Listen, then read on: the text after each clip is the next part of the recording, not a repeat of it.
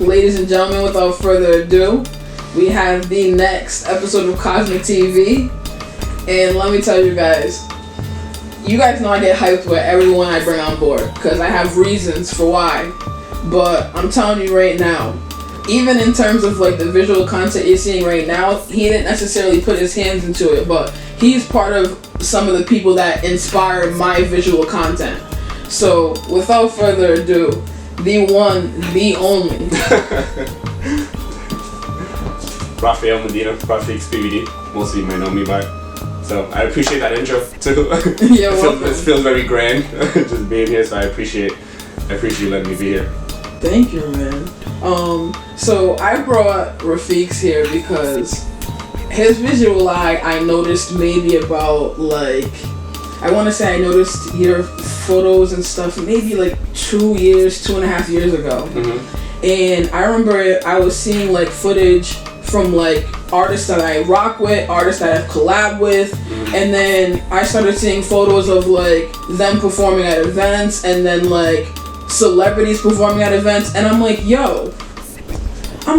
who is this Rafeak's name I keep seeing, right? I want to give everyone the backstory to how I even met this man. And I'm like, who the fuck is this Rafeak's name I keep seeing everywhere? And every time I kept seeing it, I'm like, yo, whoever this fucking person's work is goes fucking crazy. And I'm like, and I kept seeing it for like silently. And that's what I loved about your work is that you didn't put your face out there yet, so it's like one of those like yeah, I did it. That was perfect. Yeah, it's like one of those like ghost writers type of energy. Like The Weeknd was like that when he first came out. Like you know what he looked like, so it was kind of just like I took inspiration from that, but just not. Hell yeah! I'm just like, I keep saying, when I tell you, I'm not even trying to gas you or nothing. When I tell you, I kept seeing your name, and I'm like, yo, one of these days, at this point, now I found out a way of how the fuck to find this person. I said, you know what, Logic? One of these days when you're at an event that he clearly mutually be going to the same type of things you go to and the same type of things you collaborate with, I said, I'm gonna find this person one day. Long behold, I'm at Fat Music Hall in Providence, Rhode Island, and I see some guy, taking some photos, taking some visuals, and I'm like, in my bones, I'm like, yo, I know this gotta be him, he, whoever, this gotta be the name. This guy, I'm like, I can feel it in my gut. I woke up to you, I'm like, yo, this is gonna be very weird, but I said, yo, are you RafeaksPVD? And that's exactly your reaction.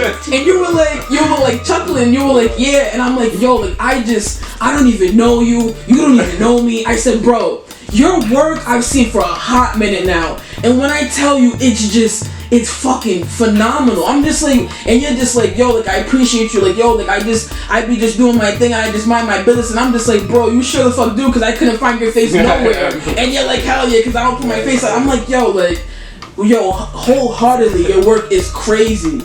And that was literally my first introduction to finally even communicating with him. Yeah, I think we were near the bar, I think. Yes. You were one of the first people that actually approached me about my work, and I was like caught off guard by it. And you was like, I see your work everywhere, this, and now your work is so dope. But we spoke for a little bit too that day, so. Yeah, no, that day was, I think that was at, was it the Plugs event, I think? Yes. Yeah, it was at the Plugs event, yeah. The Plugs event called The Outlet, yeah. Yep. Mm-hmm. So I was doing a ton of concerts at the time, so it's like, yeah, it was, man, it was dope.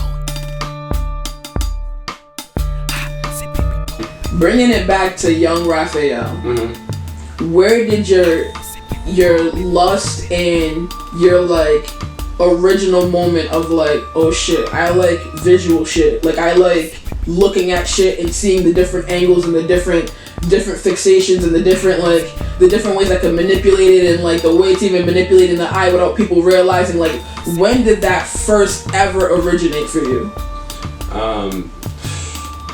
It didn't really originate young because I was too insecure to do anything. So like I used to like photos and random things like that when I was younger, but I never actually tried to pursue anything because I thought if I fail, that's it. I can't imagine ever failing. I thought that if you fail like that, I couldn't imagine. I was too insecure to allow myself to fail, so that's the thing that I could deal with it. So it wasn't until, I think with Instagram, when I started posting stuff just like regularly with my friends, like in the beginning of Instagram, I just started liking kind of like noticing when like a photo was like aesthetically pleasing. I think I was like, I had a good understanding. Like if you ever go to my personal page all the way to the beginning, like there's certain things that were kind of aesthetically pleasing, but I didn't really have like a particular vision or anything like that, because I was just posting and then hoping. Yeah. When you don't try but you're secretly trying, like it's easier to like do it, because then if somebody likes it, they like it. If they don't like it, you're like, well, I'm not really trying. So you know what I mean? So it was like easier for me to put stuff out there and not really kind of like care in a sense, because I just liked the way it looked. You know, it wasn't until I started liking the idea of photography, I think it was like 2010 or something like that. I ended up getting a camera. But the camera was a gift, but I never did anything with the camera. The camera sat there for years, and I just didn't. Wow. Yeah, I couldn't imagine. I remember I used to manage expressions. Heard you. Yeah, I was just managing expressions for a long time. For like 7 years, I was a manager there. Maybe that's why you look familiar. Yeah, it's possible. I was with the company for 10 years. But I managed them for 7 years, and I had like employees like Leona. I don't know if you know Leona, but shout out to Leona. But she used to be one of the employees I used to work with, and she was a model. And I remember like her coming to work, and like if she had like modeling photos or stuff like that, and talking or even critiquing what the photographer did. And I was so insecure that I was like, oh, I can't imagine someone critiquing what I did. So I was like, I would never do that. Like in my head, I would always just put it to the side, like, okay, that would never be me. Like I can't. Because there's like that mental barrier, you know what I mean? So you think that you can't do it, so you can't do it, you know? So, you know, it wasn't until I started loosening up a lot. Like I think that's like within the last like 6-7 years of my life had just like so much has changed. Like if we would have met like 6 years ago, it would have been completely, it would have been very different. And, but I think I just started having more courage. I started becoming more confident in within myself. I started, seeing like what I'm capable of doing and what we're all capable of doing, realistically. And I think once I started realizing that, I started like trying different things.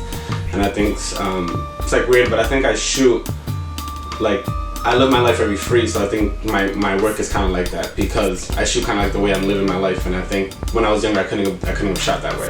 Wow. But now that I'm just living a little bit differently, I think that's beautiful. Yeah, I think it's like a lot different.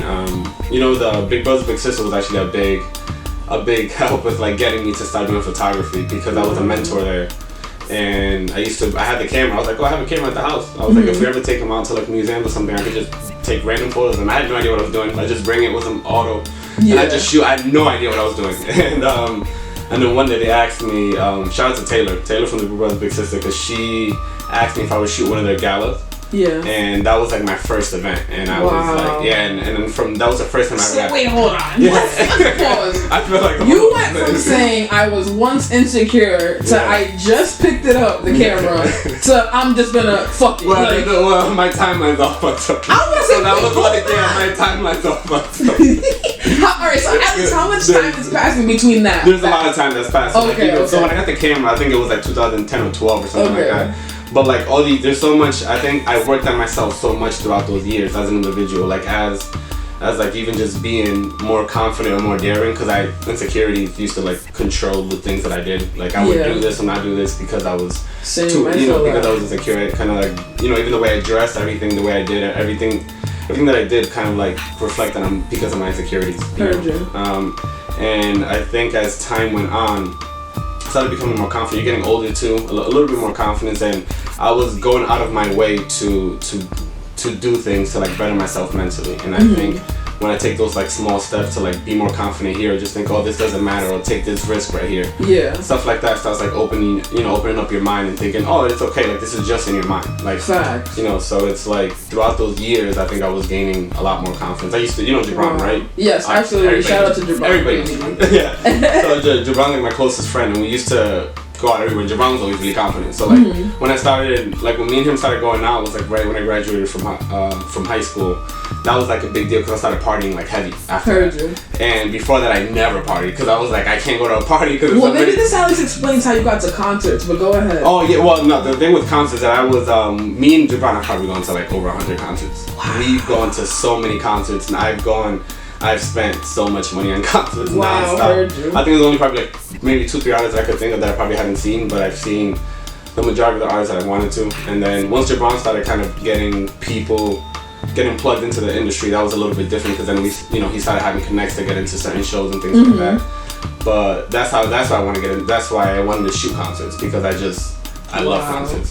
So it's like I feel like I spent like the first these 10 years experiencing them. Now I wanted to spend the next 10 years documenting them. Wow. Basically, but that's kind of like That's lit. Yeah, but COVID kind of put a hold on that. Facts. And, but it was actually it was a good hold. I think. Yeah, for many people. It was a good hold. I think I tried to like see every obstacle as a good opportunity to do something different. And once I saw that, I was like, okay, well, what am I gonna do now? And just fucking focus on street photography more, focus on portraits more, and stuff like that. So yeah, it's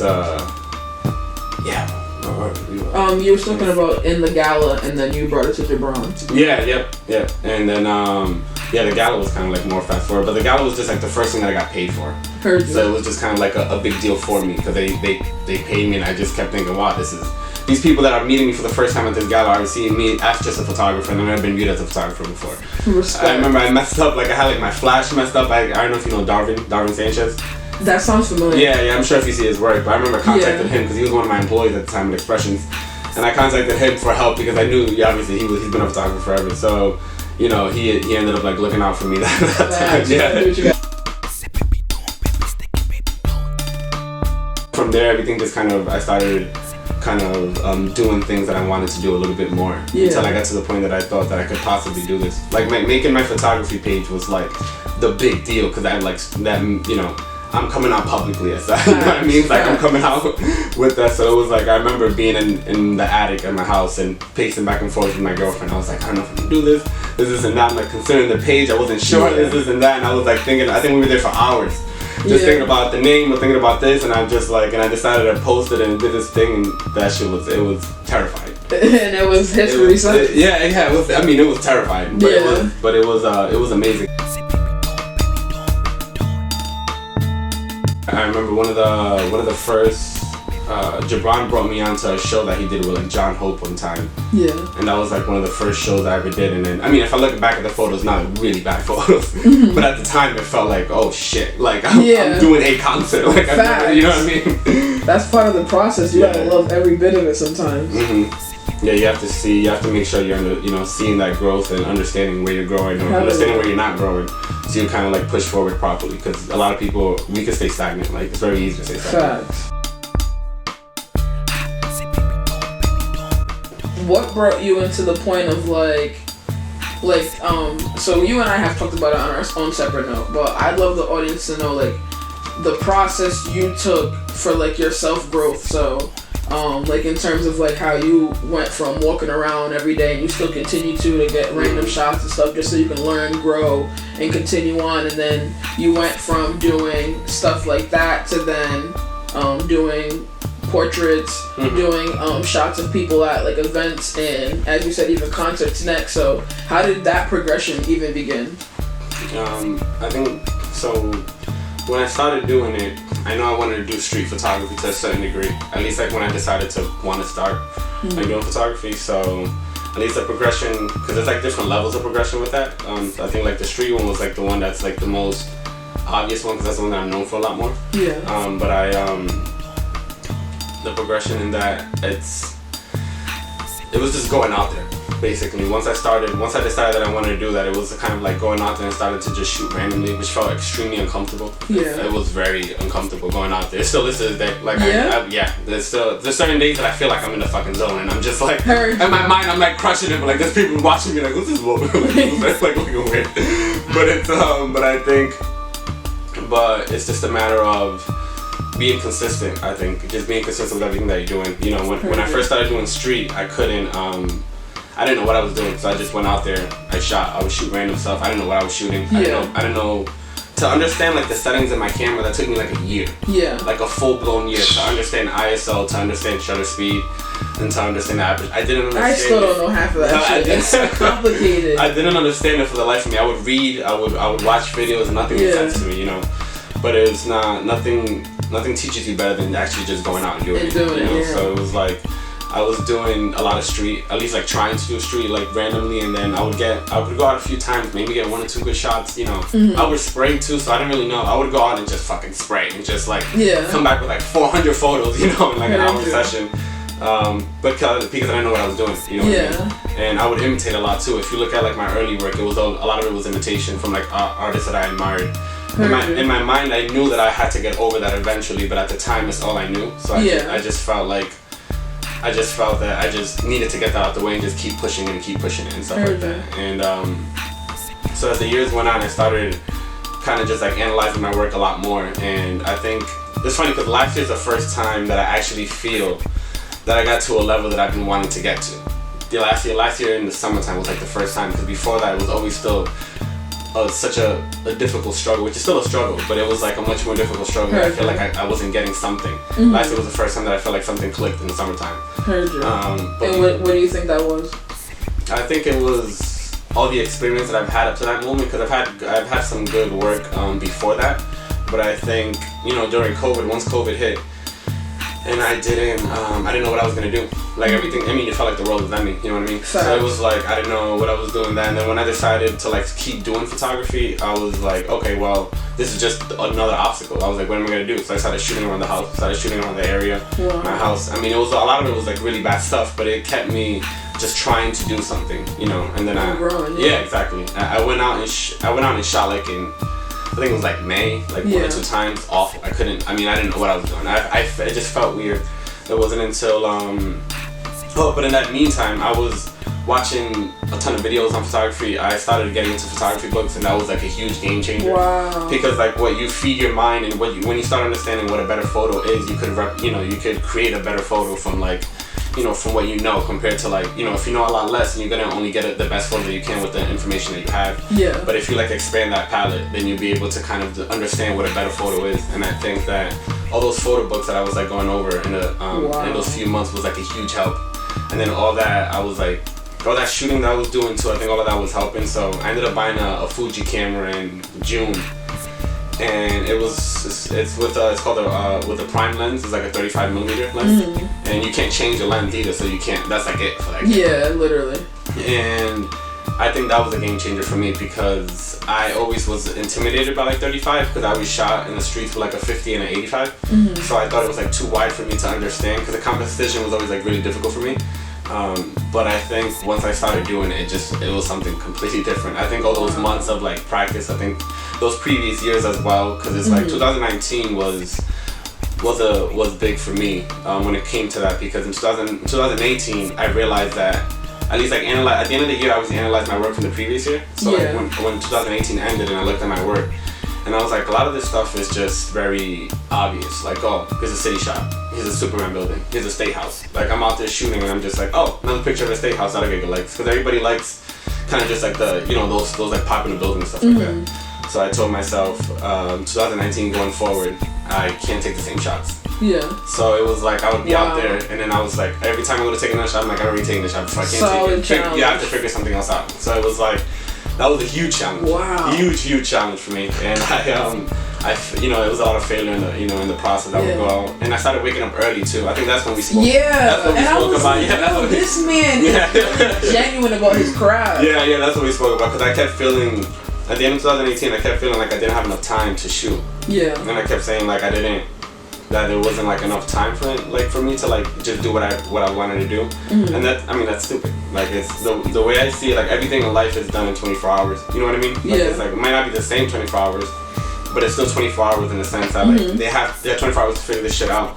I have 24 hours and I could figure out how to be a fucking photographer. You know what I mean? Like, it's just I have to like actually get it together. So I started waking up like at 6 in the morning, 6:30 in the morning. That's what I'm gonna tell you. I started waking up like around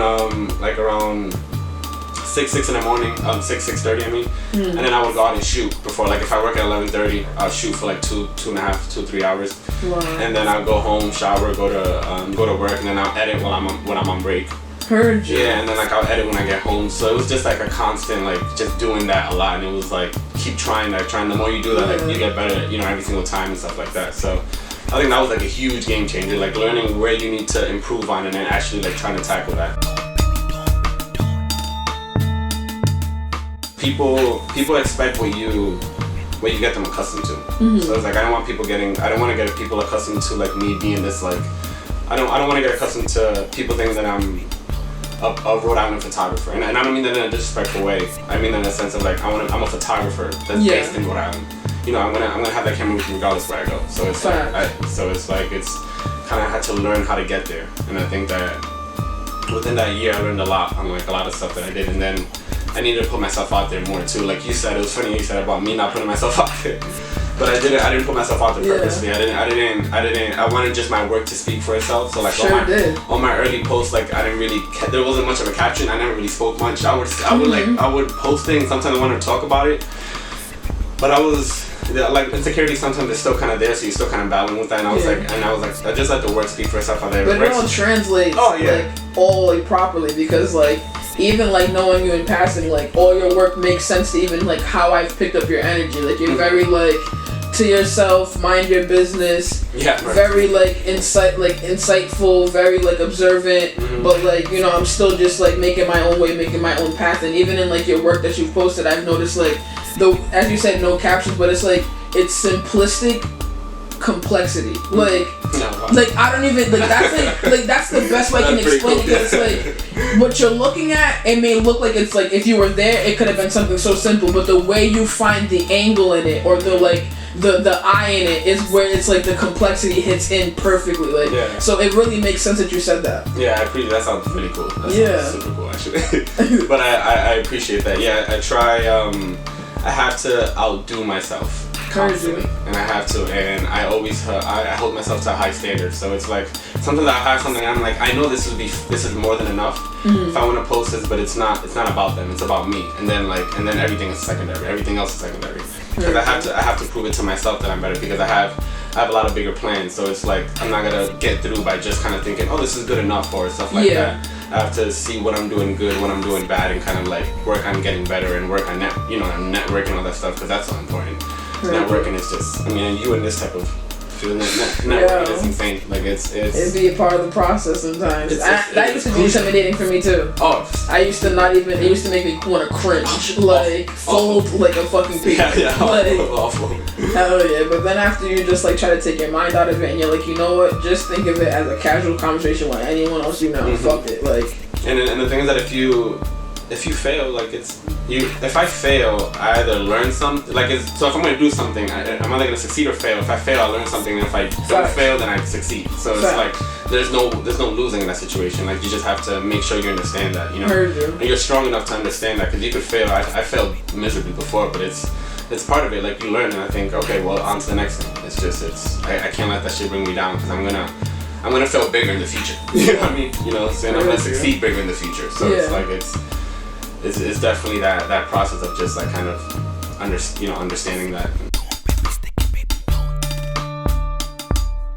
The thing is, a lot of this shit seems easy. I think, like from an outsider, you see some of the things, and I'm like, that's why so many people think they could do this. So many people think they could rap. So many people think they could do like videography. Like, it's because it seems like on Instagram, it's like, oh, look at this kid doing this shit. I'll do that. Oh, I could do this. So it's just like, then when you do it and it doesn't succeed, it's like, oh, nobody wants to fuck with me because I'm like too real for people. It's just like, oh, okay, well, you're too real for people. Yeah, that's what it is. You know, it's just harder than that. Like, if it was that easy, this shit, everybody would be fucking killing it right now. Yeah, well, for real. It ain't easy, especially if you really want to get it done and like grow in it. Like, it's just more challenges as you grow. And that's the other shit. It ain't nothing easy as you go. It's just more challenges, more trials, more tribulations. Absolutely.